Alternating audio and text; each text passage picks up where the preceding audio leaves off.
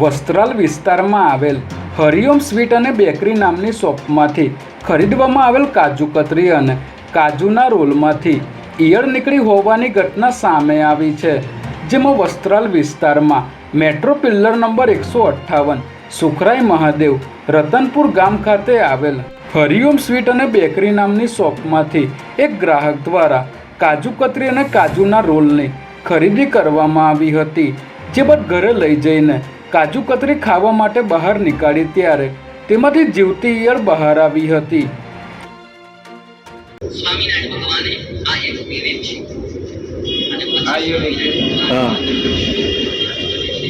પછી મેં એવું ને એવું બોક્સમાં મૂકી રાખ્યું, 250 ગ્રામ લઈ ગયો હતો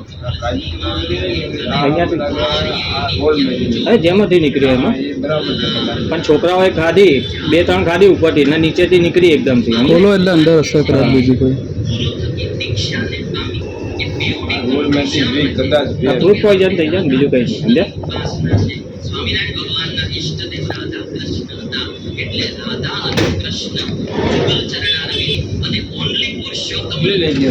અઢીસો ગ્રામ લઈ ગયો હતો।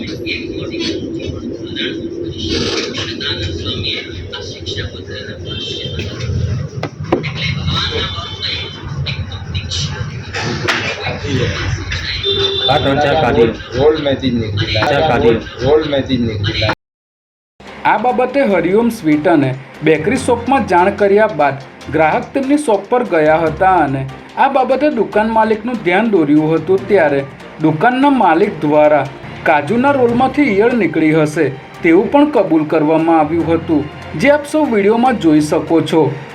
આવા ખાદ્ય પદાર્થો ખાવાને કારણે ફૂડ પોઈઝનિંગ થવાની પણ શક્યતાઓ રહેલી છે, ત્યારે અમદાવાદ શહેરમાં હાલ અવારનવાર ખાદ્ય પદાર્થોમાંથી જીવાત નીકળવાને લઈને શહેરનો ફૂડ વિભાગ સદંતર નિષ્ક્રિય હોવાની લોકમુખે ચર્ચાઓ ચાલી રહી છે। ગુજરાતમાં છેલ્લા કેટલાક સમયથી ખાદ્ય પદાર્થોમાંથી જીવજંતુઓ નીકળવાની ઘટનાઓ મોટા પ્રમાણમાં સામે આવી રહી છે, ત્યારે ફૂડ વિભાગ દ્વારા શહેરમાં આવેલી ખાદ્ય પદાર્થોની દુકાનો તેમજ હોટલોમાં જઈને ચેકિંગ કરવાને બદલે આ ડિપાર્ટમેન્ટના અધિકારીઓને માત્ર હપ્તા વસૂલી કરવામાં જ રસ છે અને અવારનવાર આવી ઘટનાઓ સામે આવતી હોવા છતાં અમદાવાદ શહેરનો ફૂડ વિભાગ ઘોર નિંદ્રામાં હોય તેવું જણાઈ રહ્યું છે। સાથે જ શહેરની કોઈપણ ખાદ્ય પદાર્થની દુકાન અથવા હોટલમાં આવો કોઈ બનાવ બને ત્યારે કોર્પોરેશન દ્વારા માત્ર નજીવો દંડ ફટકારવામાં આવતો હોય છે, જેના કારણે દુકાન અને હોટલ માલિકો આ બાબતે ઓછું ધ્યાન રાખી નાગરિકોના સ્વાસ્થ્ય સાથે ચેડા કરી રહ્યા છે। ત્યારે અમારા અહેવાલ બાદ ફૂડ વિભાગ દ્વારા આ મામલે શું કાર્યવાહી કરવામાં આવશે તે જોવું રહ્યું।